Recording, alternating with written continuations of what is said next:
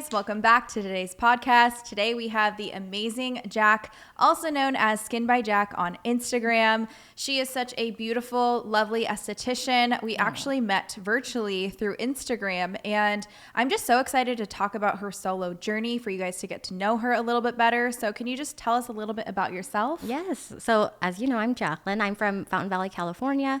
I've been a licensed esthetician for 2.5 years now.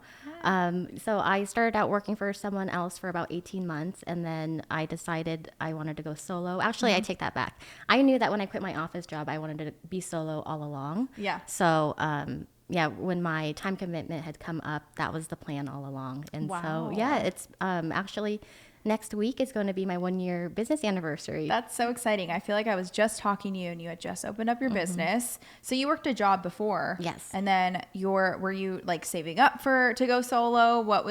How did you get clients in the door when you first started? So I had some clients. So when I was in esthetician school, I took some clients from home then. And so, from referrals and all that, I had returning clients when I started that job. Wow. So just over time posting on social media and also referrals from, who I was working for. So I kind of built my clientele that way. And I was scared when I went solo, whether or not they're going to follow me or not. And I'm so grateful. I'd say like nearly every one of them did. So, wow. Yeah. So you built a strong brand. Yes. So, and I was scared too because I was probably maybe 10 miles from where I was working before. Okay. And in California, that can be like a huge distance, with traffic. Yeah. Yeah. So, when I started, I wouldn't say I saved a whole lot. I'm always like, girl math, like it's all going to work out. I love that. Yeah. So for going solo, what did that look like for you? Were you, obviously we're all super scared when we first start to go solo. Right. What was your biggest motivation on going solo? My biggest motivation was just to work for myself, honestly. I think because when I was working in the office before, I was so burnt out, working long hours, and of course still now working long hours too, but it's so different when it's something you built for yourself. Before I don't know, I was just all about work, and I would say no to hanging out with my friends or travel or whatever, just because I was like, no, if I leave work, I'm gonna have so much more to come back to. So at the end of the day, I wanted to work for myself, and one day have my own family and just be able to have that flexibility. So you said you worked an office job. Yes. So was it in the aesthetics industry? No. So did you go to school while you have this office job? Yes, I did. So I was working full time in a government job, actually. Yeah. Wow. So I was in that job and working 40 hours a week. I think 7:30 a.m. to 5:30 p.m. And then I would go to school 6 to 9 p.m. Oh my gosh. Yeah, so I did that for like maybe 6 or 7 months. And then I decided I'm just going to quit. But actually, I tried quitting, and then they said, no, we really need you. We're so short-staffed. And I was like, fine, I'll stay for 3 more months. And I regret it. I should have just left. But I was like a little too nice. I think that's another thing, just truly believe in yourself. I think part of it was me being scared, like, okay, that's 3 more months of a salary. I'll just stay, save that money and put that towards the business. But I feel like I could have just grown a lot more during that time as an esthetician. Well, I think everybody has their own journey, and I think happens the way it's supposed to be. So maybe that 3 months was just the perfect timing for you. And I love that for you. That's a great way to look at it. Sometimes I reflect and I think about that too. Like, I really just needed that 3 months to completely be over that job and just know, like, I'm going to be an esthetician. I'm never going to work for someone else again. Yeah. Of course, besides the spa job. But, I know. Yeah. We end up working so much more. We're like, we're going to go solo. And then we're like the manager, we're the Yes. housekeeper. It's always like a joke as an The esthetician. accountant, social media, Yes. the janitor, whatever.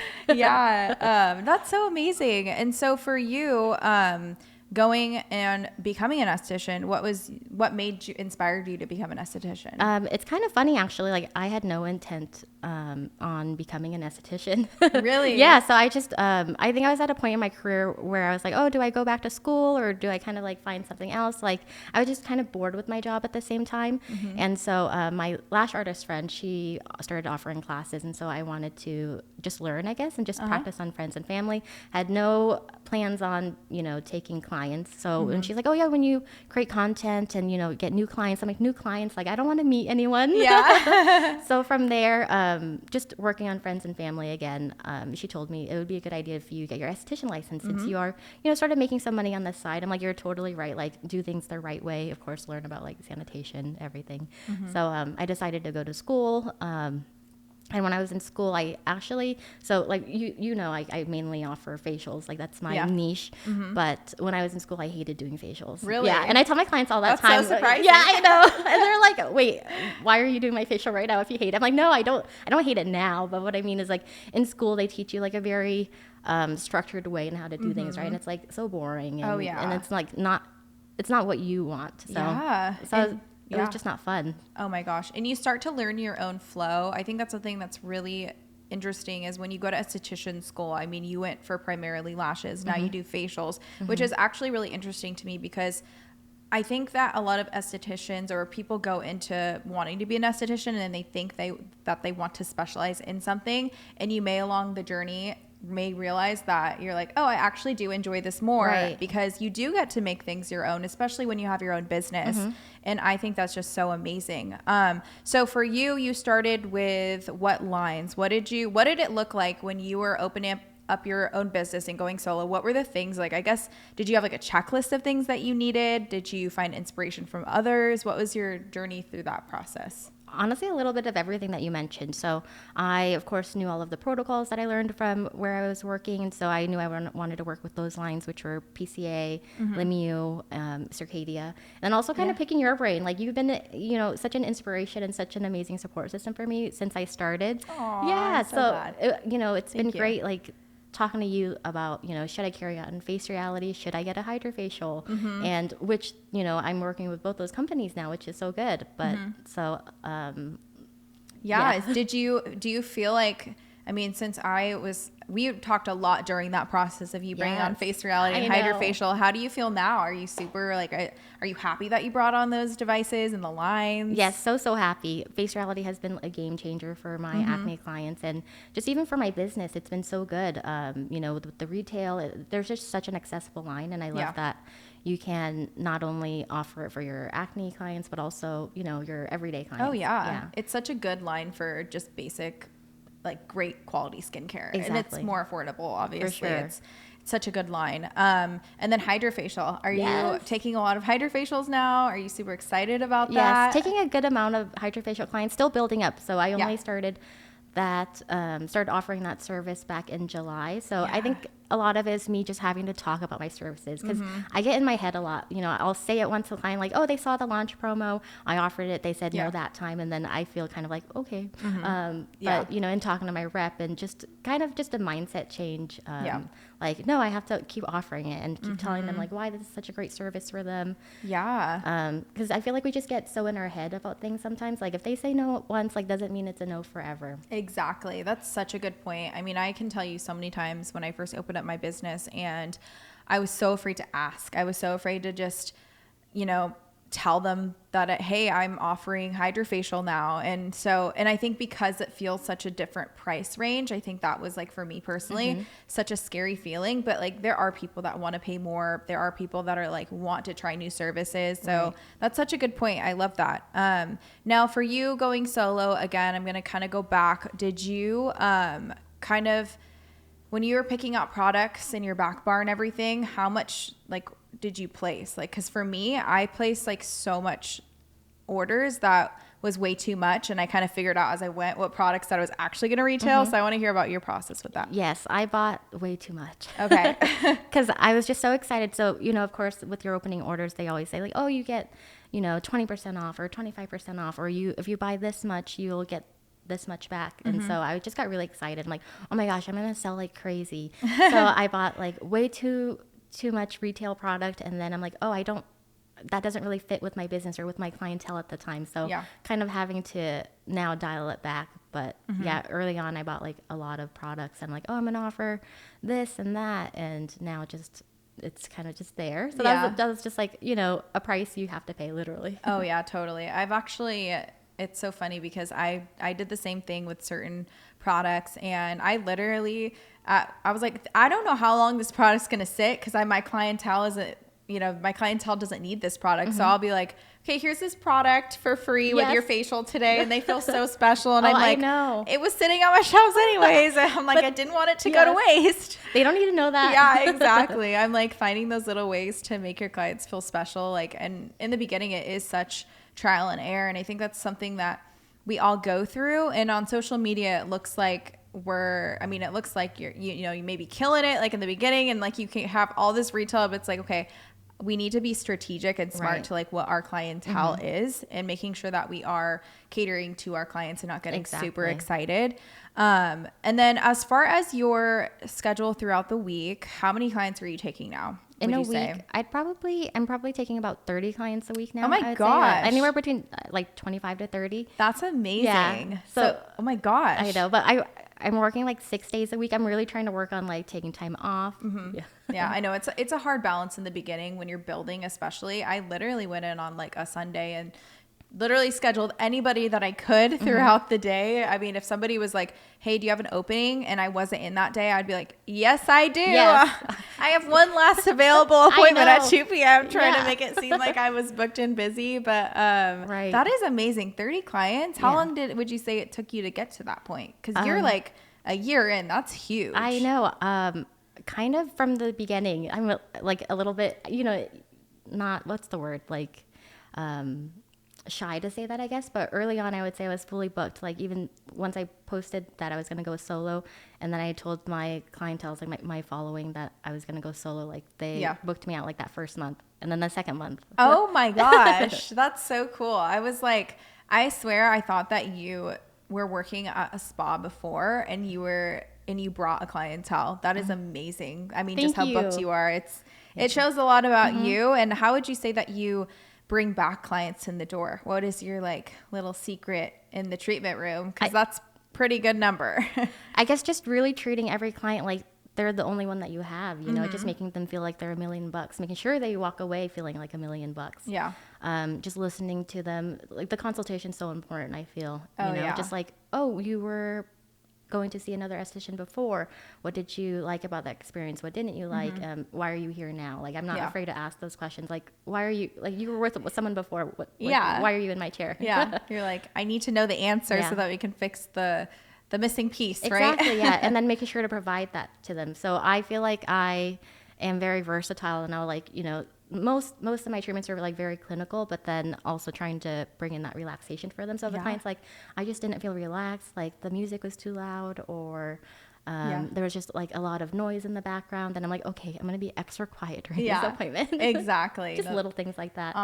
Yeah. I love that. And then as far as I want to talk about how I feel like this is something that's super special about you that you may not even know, but the fact that you are not afraid to reach out to people, I think that's something that you are really good at, is like community in the aesthetic space. Thank you. I see you talking to like so many different estheticians, or you're involved with other estheticians. And I think that's so amazing about you. The fact that you reached out to me and you asked me questions. I commend you for that. Thank you. I think that's something that needs to be talked about more, is other estheticians reaching out to whoever inspires you and trying to figure out, because you like literally asked me questions that could have like, if you didn't ask me those questions, who knows, like maybe you would have made a different decision that could have like completely transformed your business. So like, I'm super proud of you for just like going out of your comfort zone. I know that you said you're naturally shy. So I think it's so cool that you were willing to like reach out and ask for help and ask for resources. 'Cause I think a lot of estheticians are scared too. I think so. I agree. I feel like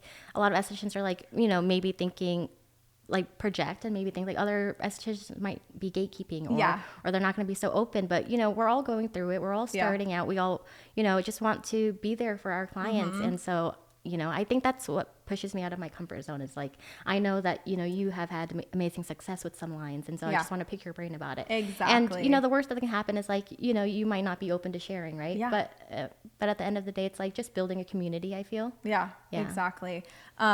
And then as far as your Instagram goes, I know that you post a lot of your experiences. Do you feel like you got a lot of bookings from Instagram? Where does your general clientele come from? Is it word of mouth? Most of my clients come from word of mouth, but my newer clients also come from Instagram as well. Wow. Yeah. So I'm really trying to build my following on that, but I guess sometimes I also get a little bit like scared, like, oh, is this cringy? But, at the end of the day, it's for your business. It's what's, supporting, it's what you do for a living.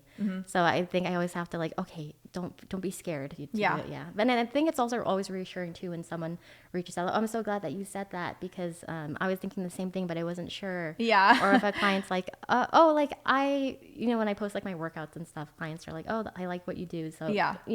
trying to post a little bit of lifestyle, but also work as well. Mm-hmm. It brings in that like personable, experience. I don't know. A lot of clients, I'll post about, like, for instance, my daughter's birthday party or like my son's birthday or whatever, and they'll ask me during their appointments, like, "Oh, how was that?" And it's almost like a relationship, like how you build that and how somebody could get to know you. And I think it's good to like bring a mix of both. I primarily post a lot of professional, but I do like to sprinkle on my stories and like here and there on my page of what my personal life looks like. But it truly is how people like can connect with you, and I think that's really cool. And we're all in our head all the time. I think that's something that we have to like realize, is that like truly not everybody's going to agree with you. So like you have to stand firm on what you believe in. Right. And I think that's what make people respect you. And whether you are another esthetician or a client, like it's what makes you who you are as a provider and as an esthetician, as a person. Like you can only build a brand off of like truly what you believe in and standing by it. Exactly. So I love that you're not Thank you. afraid to post what you're,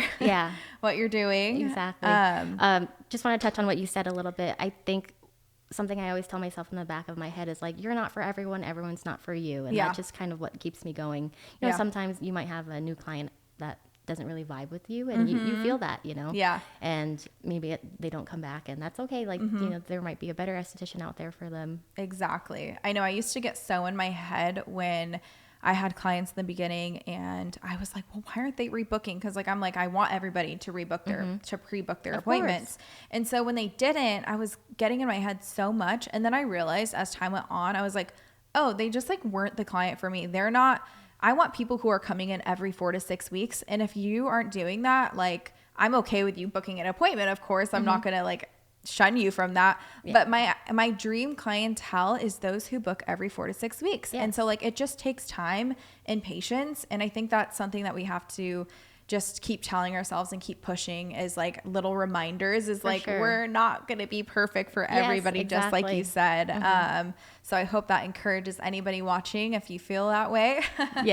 But as far as solo esthetician journey goes, since you've been doing it for a year now, almost a year, what would you say is like the biggest thing you've learned so far? Like the top 3 things, I guess. Top 3 things. Ooh, you're putting me on the spot. Top 1. Okay, top 1. Being consistent with social media, I would say. Okay. Yeah, perfect. That's the number 1 thing. I feel like when I was an employee before, like I would look back at my archives, I'm like, oh, how did I go by with not posting for 3 weeks? That's insane, because I can't imagine doing that now. Like if I disappeared off the face of the earth, like, my business would be so affected. And I think that's the different thing too. Like when it's your own, when, your back is against the wall, this is all that you have. It's just so different. So just showing up on social media, being consistent, and not even with social media, just being consistent as in general. I definitely need to work on like my bookkeeping, like, all those little things, just making sure you're staying on top of those things. That's something I'm still trying to work on. That's such a good point, because if I don't post, like I post a lot, but if you're not posting like throughout the week, people are going to forget. Like I feel like people don't realize the power of social media is that one person could be watching you and like waiting to book that appointment. Like it takes a few times of you posting or like reminding somebody, oh my gosh, I haven't been in a while. Like I need to book that appointment, or just showing the experience. Oh my gosh, her skin is glowing. I want glowing skin like that. So it's like social media is free marketing. And I think we need to think of it that way, is that like Instagram is definitely hard, but it's also such like a good free like resource that we have. So like utilizing it. And when you said 3 weeks of that posting, I was like, what? Yeah, like you post all the time. I'm now like, as a business owner, wow. I know you have to. So how would you say that you like manage everything? Like how do you manage being, I think we're all delusional, but how do you manage that like throughout the week? Throughout the week, I don't really have a social media, content calendar. I probably should, but I kind of just feel I post with, what feels right. Like, I haven't posted what I'm up to today, or what kind of services I'm offering. So just kind of like popping in and just really reminding clients like, oh, this is what I offer. I think it's more organic that way for sure. So that you're like, it's on your heart and people can feel it. They're like, oh wow, like I resonate with that post.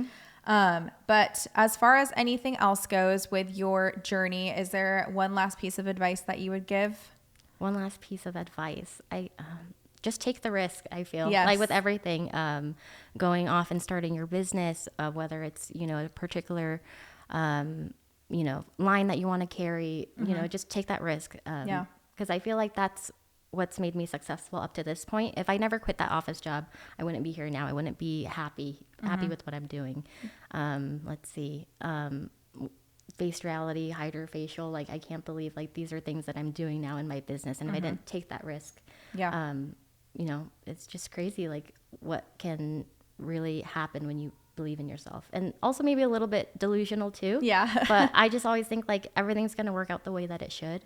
And sometimes that's a little bit easier said than done. But, truly at the end of the day, you know what's best for you and your business and just trusting that intuition. Yeah, I completely agree. I was same as you. I went for it. So take the risk. Yes. I completely agree with that.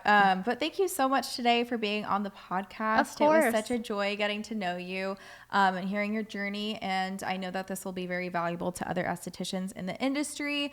Again, where can people find you? Yes, you can find me on Instagram at Skin by Jack. Okay. Yeah, that's where I'm at. I'm also a little bit on TikTok, but not really, but also under the same handle. Awesome. Yeah. Well, it was so nice to get to know you a little better.